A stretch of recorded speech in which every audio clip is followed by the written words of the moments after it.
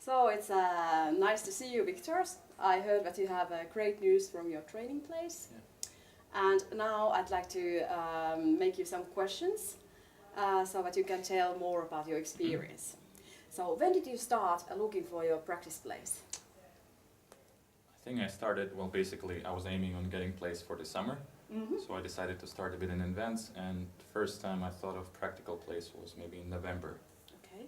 October, November 2015. Yes. Yeah, and then the period started, the searching period started, and I started browsing companies which are in Oulu region because I wanted to do practical training here in Finland, and especially in Oulu, and it was a long process. How did you kind of browse the companies? What kind of website maybe you went to, or how did you find about the companies? Well, first of all I visited Fair. Yes. What was the name? Tuuni. Tuuni event, yeah, yes. which we had here in school. But before that, I was just browsing list of the companies which are located in Oulu. And I was also asking my friends if they know any good places. I asked one teacher from our school about the place, and actually she helped me with getting right contact person in Polar. Excellent. So you got a place in Polar Electro. Okay. How actually, I have heard that it was not so easy to get the place in Polar Electro because it's one of the most wanted places in Oulu. They really do a lot of marketing there, and they employ at best times they have had I think 20 people in the team. So how was it that you get into Polar? You know, so you had some connections, you found right people, but after that? Yeah. So the first step was to find the right person to contact. Yes. But it was I wouldn't say it was the easiest part, but probably took the smallest amount of time for that to find a person. After that, the long process started. So basically, I contacted a couple of times my supervisor, future supervisor at Polar, and I had to be persistent. That's one thing which she admired in me. She said, "Yes, I really like that you were persistent." It was quite tricky to find that level of persistence. Yeah. You know, not to be too tough. How did you do it? Did you email? Did you call? Yeah, I used three different methods. I was emailing, calling, and also writing messages. How did you write the messages? Via phone. Okay. So SMS. Yes, because I have to mention that your boss, Mari Piira, she said that you were really persistent, and actually it's can be part of a job interview. You know, if you show that you really want it, you can get it. And she said it was one of the reasons why they actually took me, because she saw that I wanted to get the place. Excellent. So searching for a practice place is one of the hardest parts. So what kind of advice would you like to give for students that have all that ahead of them? I would say make a list of companies where you want to go. Exactly. So if one company says, unfortunately, we cannot take you, don't give up, go to the next one, and so on. And I had a list of at least 5 different companies. Polar was on top. And then some guys at school told me that probably it's too high for you, don't aim that high. And, inside myself I thought that, okay, probably it's a bit too high for me, but you know, why not to try? Excellent. Did you contact the other 4 companies as well? No, I had them on the list. I didn't want to contact them before I get the final decision from Polar. Excellent.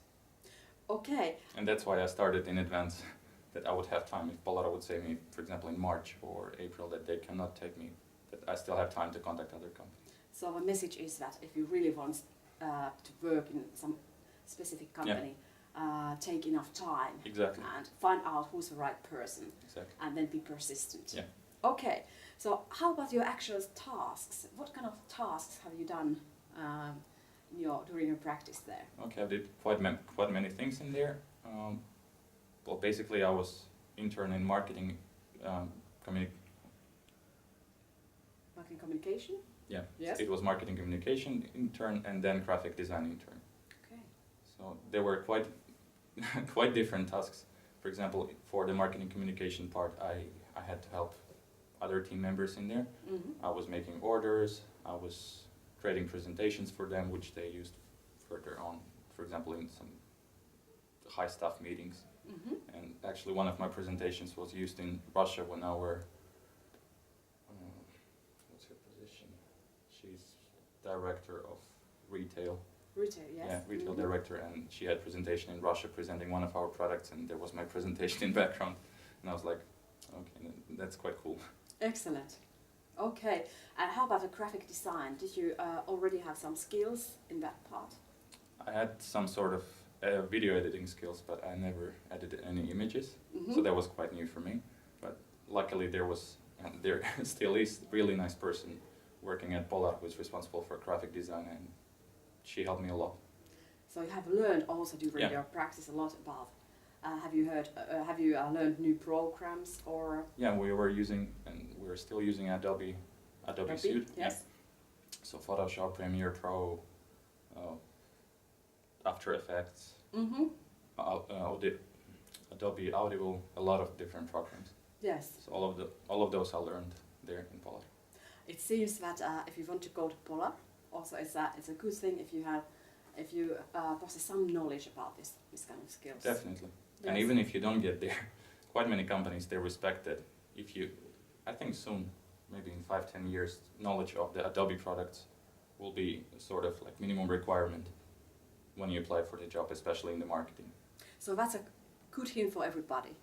Adobe kind of programs and skills related to them, develop them. Because we often ask what kind of skills should the students develop to be better positioned as we're looking. So always should improve and try to keep track with the time. Yeah. Okay, besides of these skills, what other skills have you developed? And do you see that learning these new skills affects your future prospects in the working life? Yeah, I think so. Definitely working in the international group, even though here at Oamk we have international groups, but yes. I think the importance of working in the real company's international group is a bit higher, and there is much more, well, not much more, but there is more responsibility.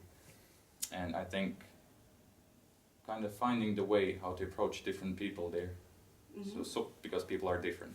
Yes. And sometimes you have to sort of close your own thinking and try to understand what other person says to you. So learning to hear people, not just say whatever you think, but also hear them and then process it. And the best solution, of course, would be to find something in between your thoughts and other person's thoughts. But yeah, finding the solution how to approach people, that was definitely a thing which I learned there, and I think I'll benefit from it in the future.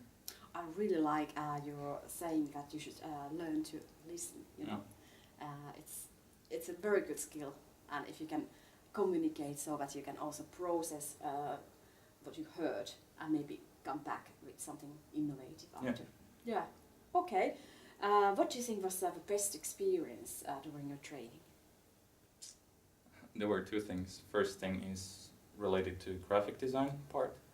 Well, basically there was one video which we had to replace music in there. Or firstly, the manager was planning to pay quite big fee, in my opinion. It was about 4,000 euro for music rights. You know, I never worked in an international company, in big company, and 4,000 euro for me is big money. For them it's kind of nothing, but for me it was quite big money. And then I thought, why not to find music by myself? And then I found music, and in total it was maybe 200 euro and half day work. So I saved company approximately 4,000 euro just in half day. Excellent. And did you get a feedback about that? Yeah.